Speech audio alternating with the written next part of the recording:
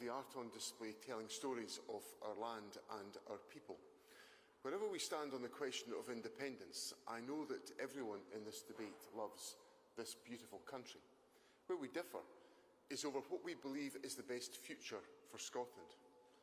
One future is to stick with Westminster. The other is to take our future into our own hands.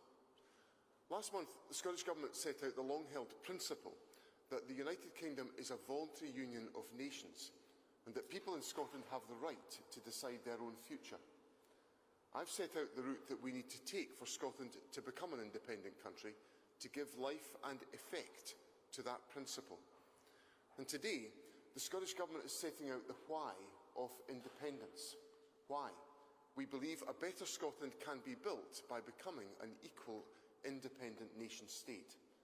We are therefore publishing this document, A Fresh Start with Independence.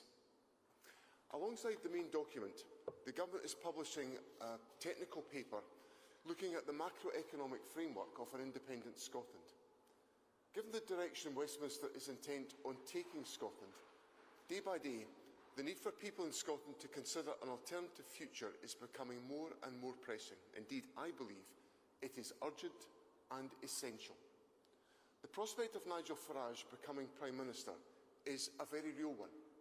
But even if Farage does not make it to number 10, he is driving the agenda at Westminster ever more to the right. I believe with all my head and all my heart that cannot be the best future for Scotland. That rightward shift at Westminster is one of the obvious factors that have changed since the people of Scotland last considered this question in 2014. Others include the disaster of Brexit, the huge rise in energy bills, the pursuit of a migration policy which is damaging to our National Health Service and to our economy. But perhaps above all else, it is that living standards for far too many people in the UK and in Scotland have ground to a halt. In that crucial respect of providing rising living standards, the UK and Westminster have failed. Given that failure, I have a duty, a responsibility, to set out an alternative. I believe a better future is possible. Today's paper sets out why independence is that better future. Fundamentally, it shows decisions about Scotland being taken in Scotland, the very essence of self-government, works for the people who live here. Prescriptions are free. There's been a huge expansion in early learning and childcare. Child poverty in Scotland is falling because of measures such as the Scottish Child Payment. And we're helping with the cost of living through policies such as free bus travel for people under the age of 22 and the abolition of peak rail fares. The Labour Liberal Democrat coalition before us, in exercising self-government, brought in free personal care for the elderly, they introduced the smoking ban, and one of my predecessors, Jack McConnell, recognised the specific population challenge we have in Scotland and tried to do something about it. On that latter point, the new UK Labour government unfortunately refuses to accept, let alone take action, on the need for an immigration policy tailored to the needs of Scotland. So, times have changed, but the critical, bigger point is this: self-government works for the people of Scotland. And that will be a major theme as we press the case for Scottish independence. And just as self-government in the context of the Scottish Parliament works, the benefits of full self-government for independent European countries of Scotland's size are also clear. I know that far too many people in Scotland are struggling to get by. Life should be and can be better and more secure. Comparable countries to Scotland, like Denmark and Ireland, are wealthier than the UK. They are fairer than the UK. They have higher levels of investment and they are more productive. Those countries pursue a variety of policies depending on their circumstances and political cultures. But the common thread is this: they enjoy the golden combination of independence and EU membership. That's enabled those countries to flourish. So, today's paper sets out the trade diversification strategy of Ireland, enabled by being part of the EU single market, and which has led to an economic transformation. The paper sets out the social partnership model of Denmark and the way that Denmark and other Scandinavian countries have managed to build so-called Nordic giants. Those are homegrown and headquartered Nordic multinational firms. There are valuable lessons here for Scotland. Looking to the future, there is much to be optimistic about if we too could take advantage of that golden combination of independence and EU membership. We have extraordinary energy resources, world-class universities, a talented and educated population. We're renowned for success in industries as diverse as food and drink and computer gaming. With the correct policy framework, as we embark on building a nation-state in Scotland, there is every reason to believe that we can match the high productivity, high living standard societies of our neighbours in northern Western Europe. The opportunity of Scottish independence is the opportunity of higher living standards. Today's paper sets out, therefore, not just the why of independence, but how a better future as a nation-state can practically be achieved. So as the urgency and necessity of independence is now clearer, it is these themes that we will take to the people of Scotland: the benefits of self-government, the huge potential that is all around us, the evidence that independence for countries like Scotland leads to higher living standards and greater equality, and therefore the transformational impact that placing our future into our own hands can have on this and future generations in Scotland. I look forward to the debate that will come and also to addressing your questions this morning. Thank you, and we'll take some broadcast questions first before I speak to the news media thereafter. So I'll come first of all to Colin Mackay of STV. Colin. Thank you, First Minister. In 2014, your campaign struggled with questions on currency, pensions and mortgages. How does this answer those same questions today? And also, doesn't your strategy kind of prejudge your debate at conference on Saturday on independence? Well, I think the point about the route to independence is that I think if anybody's interested in securing Scottish independence, there has to be an agreed basis upon which that objective and that aim can be realised. And that's what the proposition that I've put to my party conference enables us to do, to have an agreed route to actually succeed in delivering on Scottish independence. And I'm obviously intent on ensuring that that is what is the outcome of that process.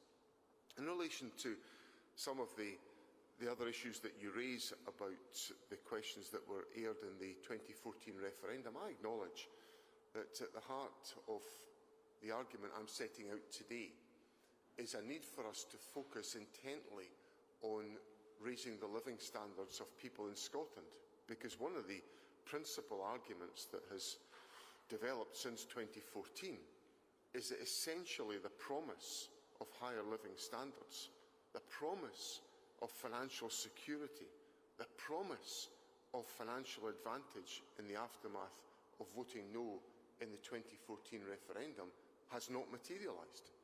And living standards in Scotland and across the United Kingdom have failed because of the decisions taken by the United Kingdom. So essentially, what I want to focus the debate on is that whole question of living standards, about how we equip ourselves in Scotland, having demonstrated that self-government works for the people of Scotland, and whether it's, as I've said in my comments today, whether it's a Labour or Liberal government that's taken these policies forward, or an SNP government that's taken these policies forward, crucially the exercise of self-government has worked for the people of Scotland. And in a context where living standards are stalled in the United Kingdom, and that people are living on net income which is, that's been stagnant for years, a new constitutional structure with the opportunities that our international neighbours enjoy, that combination of independence and EU membership is a pathway to enabling individuals to have higher living standards. So that's the debate that we've got to have as a country, which is about how do we ensure that we are able to deliver higher living standards for people in Scotland and transform their lives in the way that we work in our devolved powers in the existing arrangements to transform lives at the present time. Fulsom. Morning. And I apologise if this is going to be a stupid question because I haven't had much time to read through the detail of the 100 pages of material I've been handed this morning. Basically, I'm wondering, what is this? I mean, is this a piece of economic commentary about the current state of the UK and of other nations that we compare to? Is this the Growth Commission 2.0? Have we got new policies in here about what you would do with the powers of independence? Do we have, costings and forecasts about how long it would take to set up a new currency, how much it would cost to set up a state? Because given this has been produced with the power of the Scottish Government behind it, you should be able to do that kind of forecasting. I'm essentially asking, is this something like the Growth Commission? Because it feels a little bit more like it's been rushed out on a Wednesday morning before your conference as a piece of party management, before you have a big debate with your members about independence. Well, what we said in the programme for government in May was that we would produce a document explaining the rationale and the arguments for independence, and that's what it is. So there's another element of the programme for government that's been delivered as a consequence of our actions. And what the document does is it sets out a basis and a rationale why Scotland should be an independent country, and that's what we said that we would explain to the public in Scotland. And what it does is it addresses very directly the circumstances that people are experiencing today in their lives. And that's what I think is the issue of seminal importance at this particular moment, that people are struggling, that we will try and do everything we can within the powers of self-government to advance and improve the living standards of people in Scotland, but ultimately it is the context and the actions of the United Kingdom that are depressing the living standards of people in Scotland. And I'm offering people an alternative to that, and that's what this document represents. Kieran Andrews. Thanks, First Minister.